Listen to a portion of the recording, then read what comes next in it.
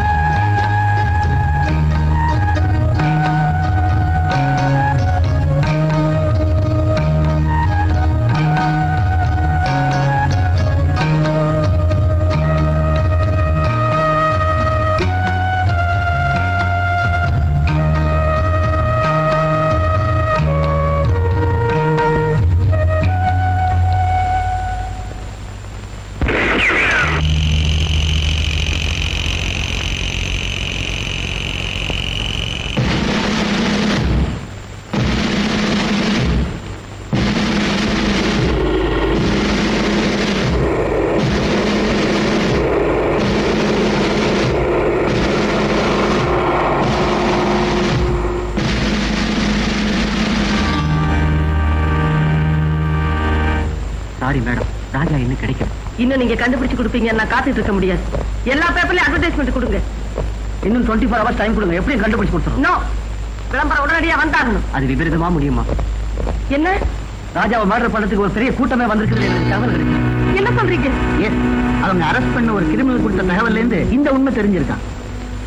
இதை கேட்கும்போது என் நெஞ்சே கொதிக்குது. என் பிள்ளைக்கு என்ன ஆபத்தோ தெரியல. என் பிள்ளை யார் பார்த்து கண்டுபிடிச்சு கொடுத்தாலும் 1 லட்சம் ரூபாய் பறிச்சு கொடுக்கறதாக விளம்பரத்துல போட சொல்லுங்க. கண்டிப்பா விளம்பரம் கொடுத்தாகணுமா? எஸ்.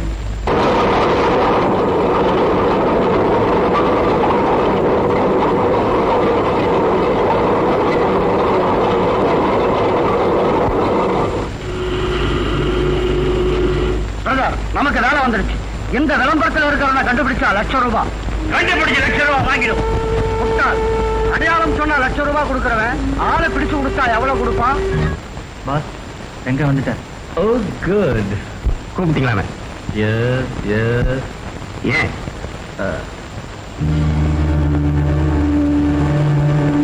யார் இது? யாரா இருந்தா உனக்கு என்ன? இவனை உயிரோடவோ பிணமாவோ கொண்டு வந்தா 10 லட்சம். காஷ்மீர்லயே இருக்க. இனிமே கடையா கை நீட்ட வேண்டாம். அவனை அடிச்சா ஜாக்பாட் அடிச்ச மாதிரி. நாள் கடத்தக்கூடாது, உடனே முடிச்சிடணும். Let's enjoy.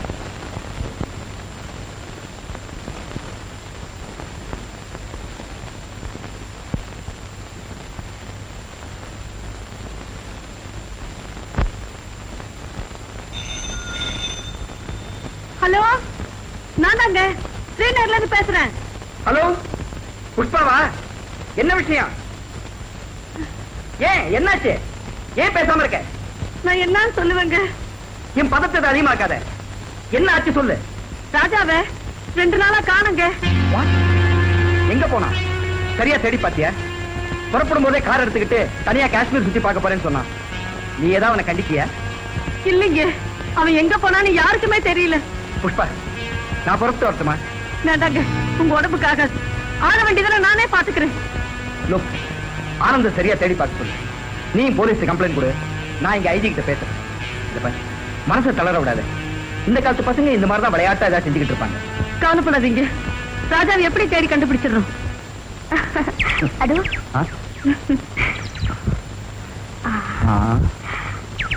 அங்க பாருங்க. அன்னைக்கு அந்த போட்ல அது வந்து ஆமா. யாரா இருந்தா உனக்கு என்ன? என் குருவை ஏமாத்திட்டு இவரோட சுத்தியா? ஏய் மிஸ்டர், மரியாதையா பேசு. இல்ல ராஜா, சரி சரி, என் குரு கிட்ட பேசிக்கிறேன். வா.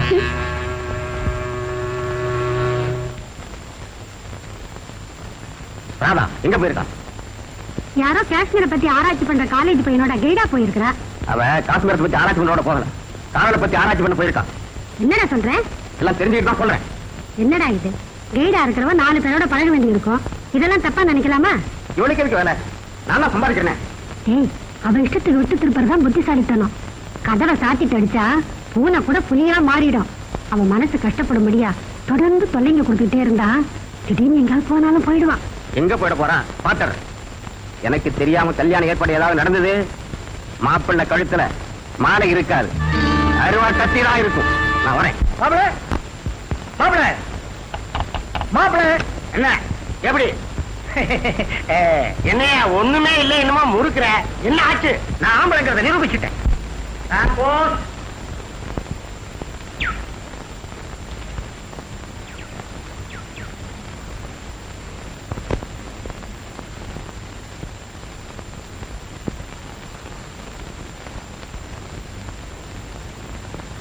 மேடம், போஸ்டல்ல ஒரு பார்சல் வந்திருக்கு. பிரிங்க.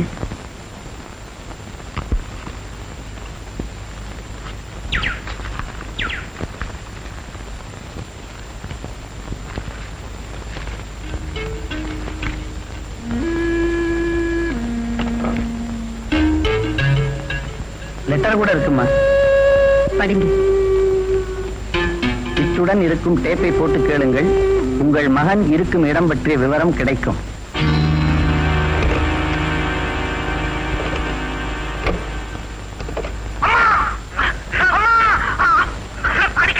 யார் தெரியுதா? உங்க அன்பு மகன் ராஜா குரல். இப்ப அவன் உயிர் எங்க கையில. பெரியமகால் மலை அடிவாரத்தில் இருக்கிற ஆலமரத்து பக்கத்துல வாங்க. அந்த மரத்துல ஒரு ஆணி இருக்கும். அதுல 5 லட்சம் ரூபாய் பணத்தை ஒரு பெட்டியில வச்சு அந்த ஆணியில மாட்டிட்டு போங்க. போலீஸுக்கோ வேற யாருக்கோ இந்த தகவல் தெரிஞ்சா அப்புறம் உங்க ராஜா ஐயோ ஐயோ என்ன கொள்ளாதீங்க. அதோ கதிதான். மேனேஜர், உடனே பணத்துக்கு ஏற்பாடு பண்ணுங்க. Yes madam.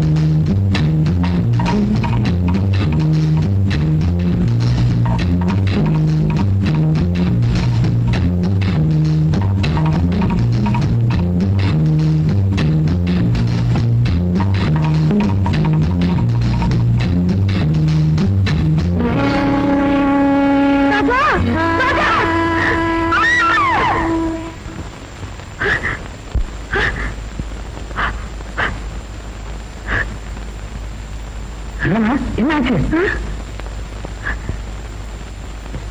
ஒண்ணுமில்ல, நீங்க போலாம்.